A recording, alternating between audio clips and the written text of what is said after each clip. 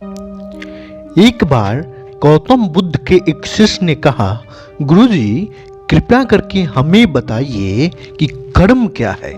तब गौतम बुद्ध ने अपने शिष्य से कहा, कर्म को समझने के लिए मैं तुम्हें एक कहानी सुनाता हूँ। इस कहानी से तुम समझ जाओगे कि कर्म क्या है। गौतम बुद्ध कहानी सुनाना प्रारंभ करते हैं। बुलंद शहर में एक राजा था। एक दिन वह अपने राज्य का भ्रमण कर रहा था। राज्य के चारों तरफ घूमने के बाद वह एक दुकान के सामने रुक गया।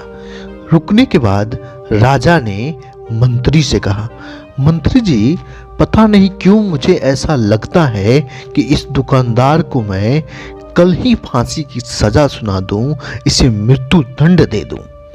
मंत्री राजा से इसका कारण पूछ पाते तब तक राजा आगे निकल गए। इस बात का कारण जानने के लिए मंत्री भेष बदलकर अगले दिन दुकानदार के पास पहुंच गया।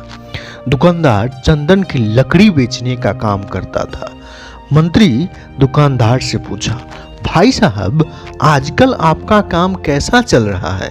तब दुकानदार ने कहा कि आजकल उसकी हालत बहुत ही खराब है। लोग मेरे दुकान पर आते हैं, चंदन को सूंघकर उसकी प्रशंसा भी बहुत करते हैं, लेकिन खरीदता कोई नहीं है। दुकानदार ने आगे कहा कि मैं अब इस इंतजार में हूं कि कब हमारे राज्य के राजा की मृत्यु हो जाए और उनके अंतिम संस्कार के लिए मुझसे बहुत सारी चंदन की लकड़ी खरीद ली जाए, जिससे मैं बहुत पैसा कमा लूं। मंत्री को सारी बात समझ में आ गई कि यही वह नकारात्मक बातें हैं जिससे राजा के मन में भी नकारात्मकता बैठ गई है। मंत्री बहुत ही बुद्धिमान था। उसने दुकानदार से थोड़ी सी चंदन की लकड़ियां खरीद ली और अगले ही दिन राजा को उपहार में दे दिया और कहा, राजा साहब, उस दुकानदार ने आपके लिए चंदन की लकड़ियां भिजवाई हैं। राजा यह बात सुनकर बहुत ही खुश हुआ और मन ही मन सोचने लगा कि मैं बेकार ही उस दुकानदार के बारे में गलत सोच रहा था। राजा उस चंदन की लकड़ी को सूंघे।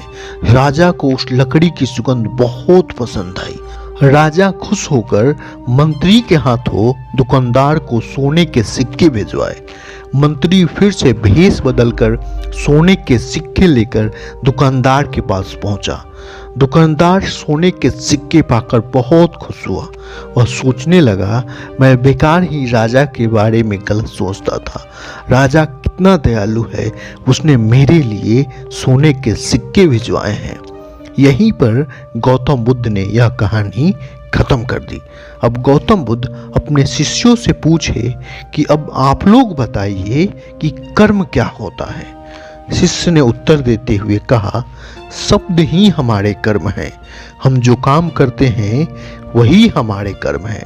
जो हमारी भावनाएं हैं वही हमारे कर्म हैं। सभी शिष्यों के जवाब सुनने के बाद गौतम बुद्ध ने कहा, आपके विचार ही आपके कर्म हैं।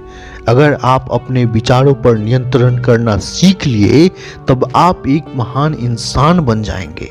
जब आप अच्छा सोचते हैं तो आपके साथ भी अच्छा होता है। जब आप गलत सोचते हैं तो आपके साथ भी गलत होता है। इसलिए हमेशा अच्छा सोचिए, आपके साथ भी हमेशा अच्छा होगा।